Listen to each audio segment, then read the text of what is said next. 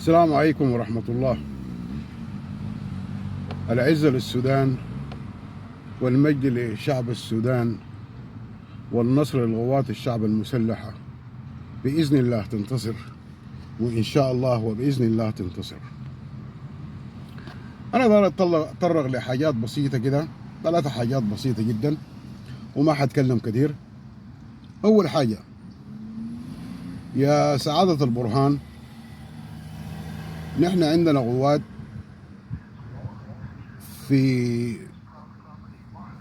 بلد زفت بن زايد العمارات، ولغاية هسه موجودة في العمارات، قوات سودانية موجودة في العمارات. فيا سعادتك نحن محتاجين القوات دي ترجع السودان، ومحتاجين لها في السودان.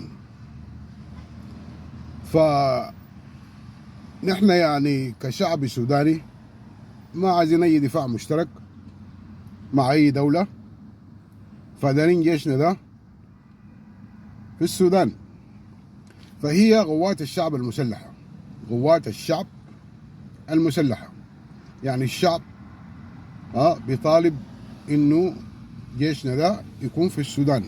قوات الشعب المسلحة اللي هي على راسنا نحترمها. فبس يرجعوا لنا من دولة زفت بن زايد.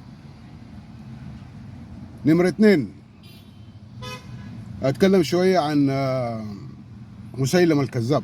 مسيلم الكذاب اللي هو يوسف إبراهيم عزت، مستشار الهالك حميتي، بيقول انه عايز خروج آمن، وبعد ده قال انه الحرب حتجيف من صايد واحد. فيا أستاذ يوسف، انت في لقاءاتك الكثيرة قلت الخرطوم دي ما بتطلع منها، الدعم السريع ده ما بيطلع من الخرطوم. فيا أخي أجيب على موقفك. ونحن كشعب سوداني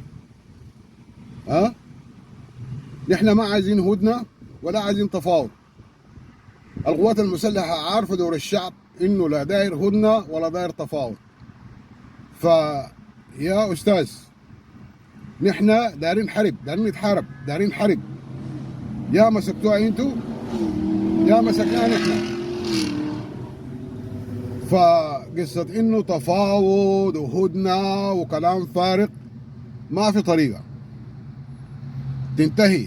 الحرب دي تنتهي في الخرطوم، زي ما بدت في الخرطوم حتنتهي في الخرطوم.